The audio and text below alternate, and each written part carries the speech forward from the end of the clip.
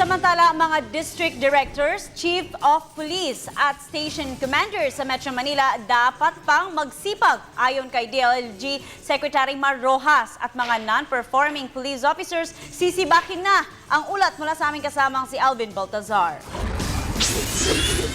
Nagbabala si DILG Secretary Mar Rojas sa mga district directors, chiefs of police at mga station commanders dito sa Metro Manila na magdoble kayod at pagandahin pa ang kanilang performance para mapababa ang insidente ng krimen sa kanilang area of responsibility.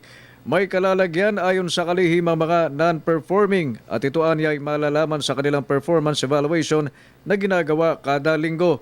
Hindi rin uubra ayon kay Rojas ang palakasan o bata-bata para hindi maalis sa pwesto ang isang non-performing hepe ng pulisya, district director at station commander dito sa National Capital Region. Iisa lang ang batayan dito, performance.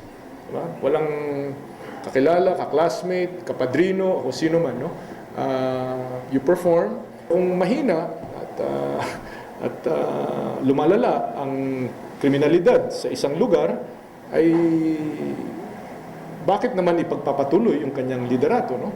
Bumaba kung tutuusin ang bilang ng krimen sa Metro Manila pero sinabi ni Rojas, hindi pa siya kontento. Seryoso kami rito. Hindi po natin papabayaan na lumala o magpatuloy itong criminality situation dito sa NCR. Batay sa datos ng National Capital Region Police Office na ipinresenta ng DILG, bumagsak ang kaso ng theft, robbery at ng murder homicide. Mula sa 757 na naiulat mula Agosto 11 hanggang 17, bumaba ito sa 600 at 72 mula August 18 hanggang 25. Tumaas din ang bilang ng mga arestadong kriminal dito sa Metro Manila ngayong linggo na nasa 439 kumpara sa 347 ng nagdaang linggo. Pagtiyak ng kalihim, pabababain pa nila ito sa tulong na rin ng Criminal Investigation and Detection Group na kanya nang binigyan direktiba upang palakasin ang paghahabol sa mga most wanted persons.